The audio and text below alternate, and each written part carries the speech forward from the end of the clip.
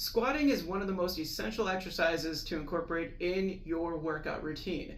And when it comes to squatting, it's a fundamental movement pattern that we do every day. It's something that's going to have tremendous carryover in daily activities and, most importantly, longevity, which is what we're all here for. So when it comes to the squats, a lot of people immediately jump into the barbell back squat. I think the barbell back squat is a great exercise if your body can tolerate it. However, if you're just a regular person and maybe you've been seasoned through life where you've dealt with some injuries or you're dealing with current aches and pains, the barbell back squat may not be the best exercise for you, or in other words, you might feel intimidated by it, which is totally fine. When it comes to exercise, it's not about what you're actually doing, it's about the results you're getting from the things that you are doing, because it's about carrying over in life and making sure that you're providing your body with the right exercises to get the results you're looking for, but more importantly, your health and longevity. All that being said, I have 10 squat variations for you to try that don't include a barbell. TRX squats. So with TRX squats, what you want to do is have a light bend in the elbow, keep in a tall and tight position, pull yourself down, and press yourself up. So we want to ascend downward from bending at the ankle, knee, hip, press the feet into the floor to stand tall. The straps here just allow for you to have a little bit more stability and allows you to create better mobility as you're going through these squats. TRX jump squats, very similar to what we just did before, however we're going to be adding in a hop now. So starting in that tall and tight position, bend at the ankle, knee, and hip. Now from here what you're going to do is you're going to explode to stand tall and go back into that bottom position of your squat. So you're adding in a squat jump and being as explosive as you can be throughout that exercise. TRX front squats. So now what you're going to do is you're going to lengthen the straps to about knee or calf level. Take the straps underneath your armpits, kind of like you're holding a backpack. You're going to walk back and raise up off those heels. From this position here, you're going to squat downward, then drive up. Keeping that tall and tight position, bending at the ankle, knee, hip, then pressing your feet into the floor as you stand tall. So as you're going through that motion, remember you're sitting your weight back into those heels, but they're keeping off the floor, driving your weight forward to stand tall. Press out squats. You can use a sandbag, a kettlebell, a med ball, any tool you really want to help you press outward. This is going to help you with counterbalancing. So I'm using a plate, it's a 10-pound plate. These don't need to be heavy. Start at the belly button.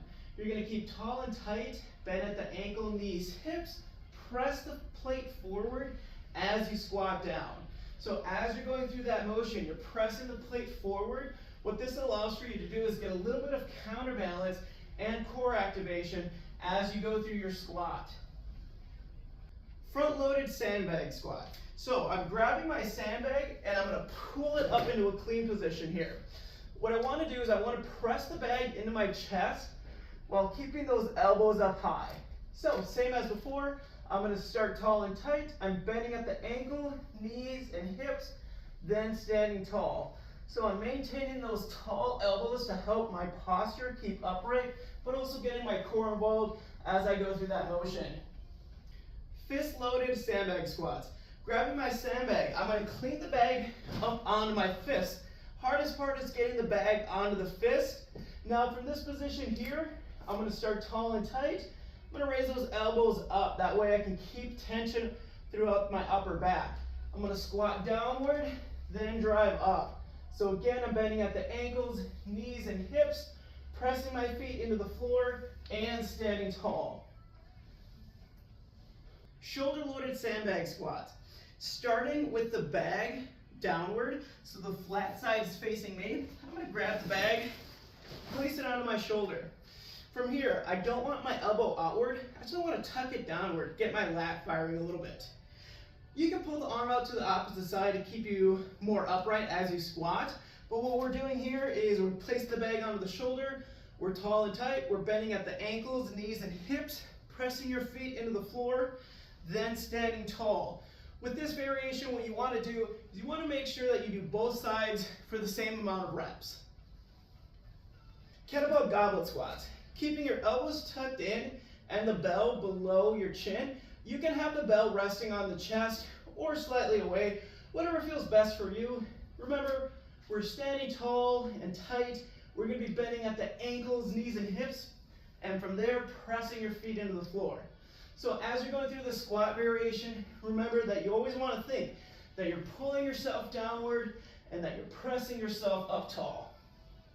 Single arm kettlebell squat. So we're going to be grabbing the kettlebell and placing it into the rack position. So what that means is my knuckles are facing the ceiling, my elbows slightly tucked against my ribs, and that arm is slightly inward. We want to avoid this outward position because that's going to tax the shoulder. So keep that elbow tucked in tight, start tall and tight. Again with this, you can pull your arm out to the side to help you keep more upright, but we're going to start tall and tight, bend at the ankle, knees and hips, press your feet into the floor, then stand tall. Kettlebell front squat. With the kettlebell front squat, what you want to do is you want to have two bells slightly facing inward at an angle so it looks like a V. Because from there, what you're going to do is you're going to clean the bells upright. So you're in the rack position. Elbows are tucked against the ribs.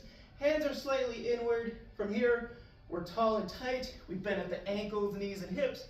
Press your feet into the floor to stand tall. So remember that squatting motion. You're pulling yourself downward and you're emphasizing that push of the feet into the floor to stand tall. So those are 10 variations of squatting that you can do that don't involve a barbell. And so if you want to give those a try, go on ahead. Let me know if you have any questions or comments. So feel free to leave them down below and I'll be happy to help you out. I'll see you in the next video.